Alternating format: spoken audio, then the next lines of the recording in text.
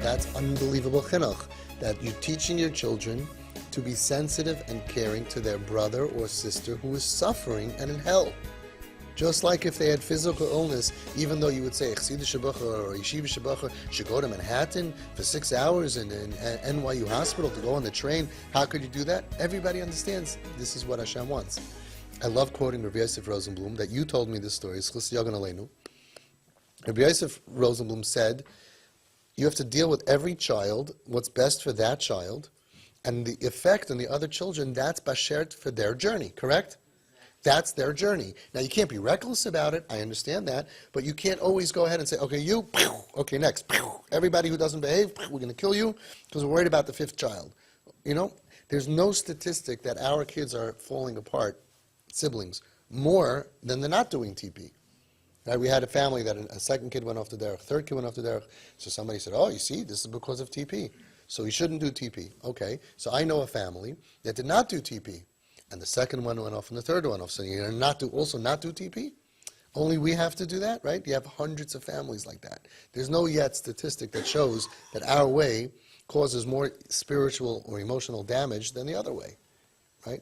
But we have thousands of kids who are steiging immensely. And what you're doing is, instead of showing them, and this is what the Novominsker Rebbe said when he was here, you're teaching your kids to care about Nach Ayid. You're showing them you have to care about your brother and sister. The other way is a terrible message. The other way is, and especially we know these kids are hurting. Oh, you're sick? Okay, we don't care about you. You know, it's like, they know that. And you're raising very, very good kids. Part of their journey is that they have a brother who's unfortunately not well. They look at him with Rachmanis. When you look at him with Rachmanis, then you don't want to be like him.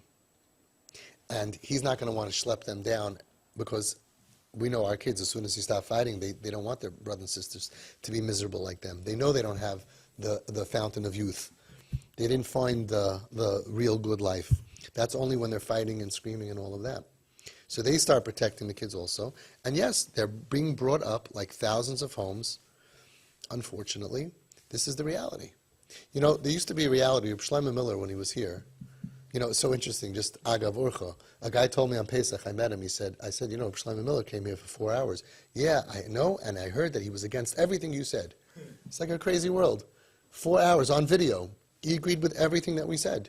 He took issue with that one person said that they're anusim, like Reb Gershon. He said he holds you can't call them einus. Nothing to do with us, practically. I don't care what you call them. So that was the only issue that he had, and it was not TP related at all. But all of the things that we did, right? Anyway, crazy world, crazy world. So he said, people are scared that the siblings are going to have a sibling or relatives off the derech. When I grew up, Shlomo Miller said, half my family wasn't from. I don't know if he said half or 3/4 or whatever it was. Sheitluch, who are Sheitluch, and how many people drove on Shabbos. We were the minority. Nobody said, okay, you know, cut off. Now, we bring them up so insulated that there are parents that say, I don't want my kid to see that they have a cousin who wears red nail polish, because they're going to go off the derech. Like, you forgot that that's not the way it works. You're raising your kids like thousands of other families, unfortunately. This is our Nisayan. People think I'm going to have 10 kids. They're all going to look like me, talk like me, act like me, exactly like me. And they're not going to be less from, and they're not going to be more from. And they're not going to be Litvish if I'm Hasidish, and they're not going to be Hasidish if I'm Litvish. And if I'm this Bubba, they're definitely not going to be the other Bubba. That would be terrible. And everybody's going to have all these kids, the Shvatim, the Shiftei Ka. Everyone's going to turn out. Unfortunately, it doesn't work like that. And when it doesn't work like that, people don't know what to do.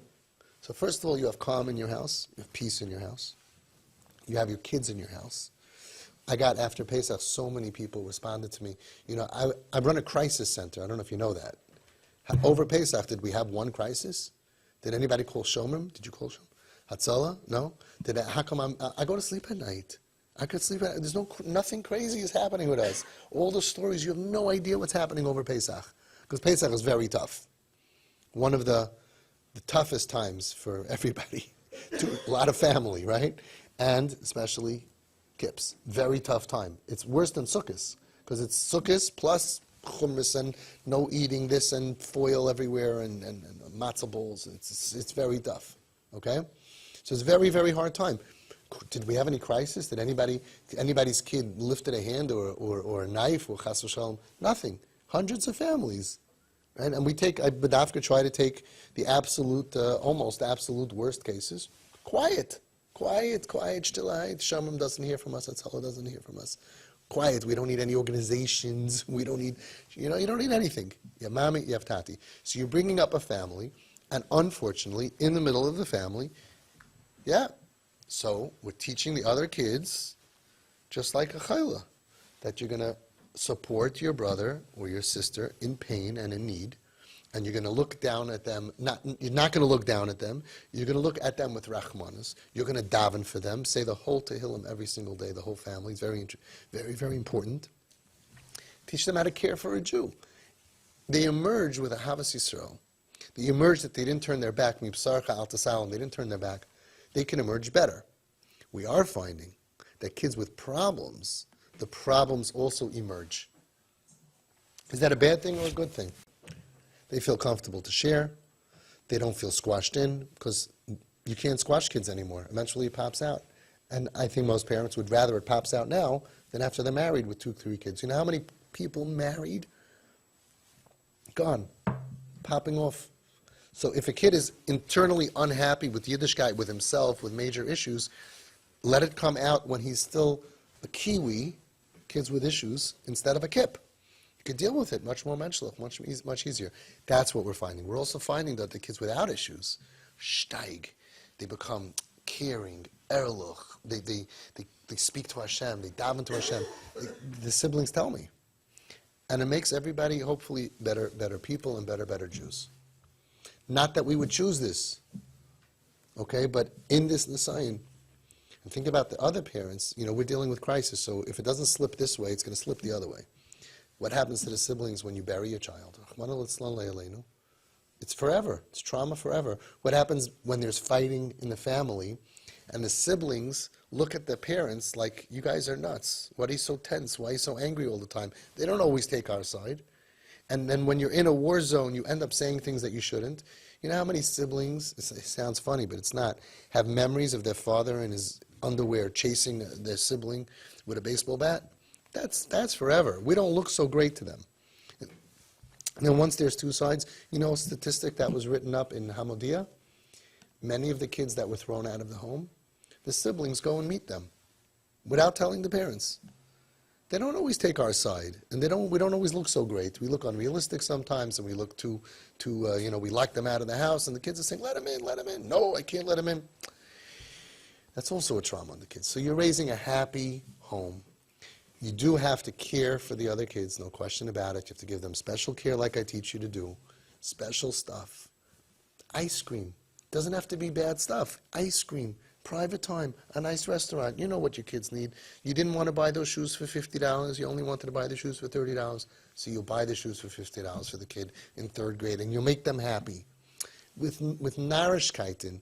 And you'll tell them, I'm so proud of you, the way you're dealing with your brother, with your sister. I'm so proud of you.